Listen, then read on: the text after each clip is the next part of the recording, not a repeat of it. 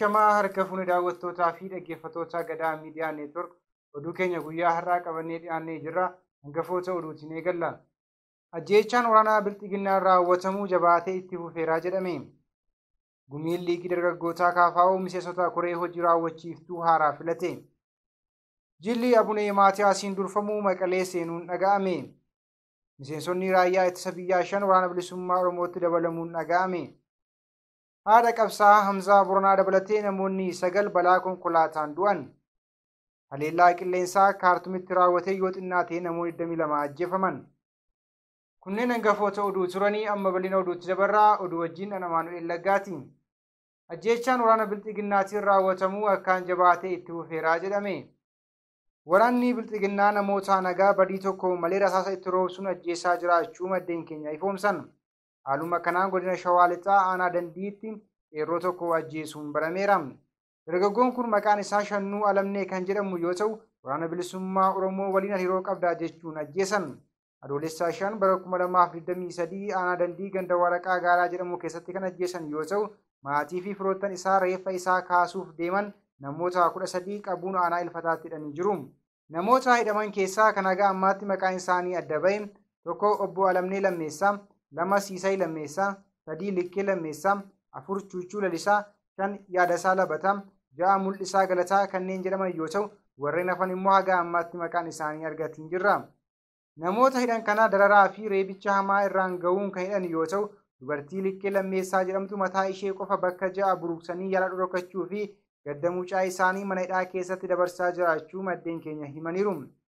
Oduudhuma wal fakkaatuun godina Wallagga Bahaa aanaa Sibuu Sireetti shamarree waggaa 21 waraanni Bilxiginnaa itti dhokaasuun ajjeesuun barameera.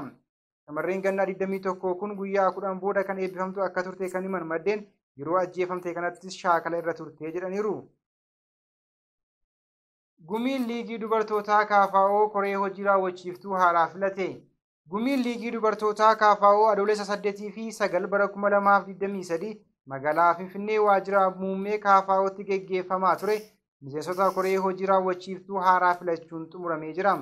Akka ibsa KFO'n baasetti gumii kanarratti leenjiiwwan hooggantummaa garaa ogeeyyiidhaan kan kennaman yoo ta'u, haala yeroo biyyaa fi Oromoo tarsiimoo fi kallattii qabsoo KFO irrattis marii bal'aan geggeeffamee jira. Gumiin dubartootaa dambii ittiin bulmaata liigii dubartootaa KFO fooyya'eessa raggaasisee jira. Koreen filatames imaanaa itti kenname gahumsaan akka galmaan gahan abdii guddaa akka qaban dubbataniiru. Dura taa'aan Koongireesii Federaalaa Oromoo kabajamoo Piroofeesar Mararaa Guddinaa dabalatee miseensonni koree hojii raawwachiiftuu KFO gumii kanarratti argamuun ergaa dabarsanii jiru. Dubartoonni utubaa guddaa qabsoo Oromooti. Qabsoon Oromoo hirmaannaa dubartootaan utubamee ni milkaa'a jechuun KFO'nis waadaa gale. Jilli Abunee Maatiyaasiin durfamuu Maqalee galuun dhaga'ame. Jilli mana amantaa Ortodoksii Tawaahidoo Paatriyaarkii mana amantiitti Abunee Maatiyaasiin durfamu guyyaa har'aa magaalaa Maqalee gale. Jilli kun hangafa Phaaphaasii Abunee Maatiyaas dabalatee Phaaphaasiiwwanii fi jaarsolii biyyaa of keessatti hammatee kan wayitaa buufata xiyyaaraa Raas Aluulaa Abbaa Naggaa ga'anitti hooggantoota bulchiisa yeroo naannoo Tigraayin simatameera. Jilichi pirezidaantii bulchiisa yeroo naannoo Tigraay obbo Geetaachoo Raddaa waliin mari'achuun miidiyaan mana amantaa Ortodoksii gabaaseera. Jilli kun hangafa Phaaphaasii Abunee Maatiyaas dabalatee Phaaphaasiiwwanii fi jaarsolii biyyaa of keessatti hammate kun wayita buufata xiyyaaraa Raas Aluulaa Abbaa Naggaa ga'anitti hoogganoota bulchiisa yeroo naannoo Tigraayin simatameera.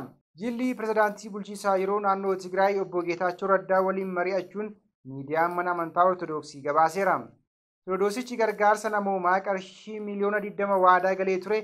Guyyaa har'aa pirezidaantii bulchiisaa yeroo Tigraayitti laatuunis gabaafameera. Waraana kaaba Itoophiyaatti waggoota 2 deemaa tureen wal qabatee Siinodoosiin Itoophiyaa uummata Tigraay irratti duguuggaa sanyii lallabeera jechuun yeroo qabu addaan kutuusaa manneen lubummaa Tigraay ibsee ture. Miseensonni raayyaa ittisa biyyaa 5 waraana bilisummaa Oromootti dabalamuun dhaga'ame. Loltoonni raayyaa ittisa biyyaa waggootaaf mootummaa Bilxiginnaa tajaajilaa turan gochaa sirnichaa jibbuun gara waraana bilisummaa Oromootti dabalamuu jabeessanii itti fufaniiru.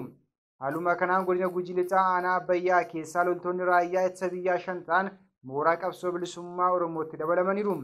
Loltoonni Bilxiginnaa kunneen qawwee AKM Turkii 2, Dachaatuu 3, rasaasa 750, boombii 2 fi hidhannoo 5 mooraa qabsoo bilisummaa Oromootti galii taasisanii jiru. Waraana bilisummaa Oromoo bira erga ga'anii simannaa ho'aa WBO'n taasiseefitti gammaduun ilmaan Oromoo mooraa bilxiginnaa keessatti hafan mooraa sana keessaa ba'uun akka gara waraana bilisummaa Oromootti dhufan dhaamsa dabarsanii jiru. Haadha qabsaa'aa Hamzaa Boronaa dabalatee namoonni 9 balaa konkolaataatiin du'an. Godina Geediyoo aanaa Yirgaa Caffee ganda Waatee jedhamu keessatti guyyaa kaleessaa balaa konkolaataa hamaa mudateen haadha qabsaa'aa Hamzaa dabalatee namoonni 9 lubbuun darbanii jiru. Guyyaa kaleessaa waxabajjii 9 bara 2023 kan Yaaballoo irraa gara Shaashamannee imalaa ture galagaluun balaan kun mudate. Lubbuu namoota 9 darbuun imaltoonni hedduun miidhaan salphaa fi cimaa irra gahee gara hospitaala Diillaatti geeffamaniiru.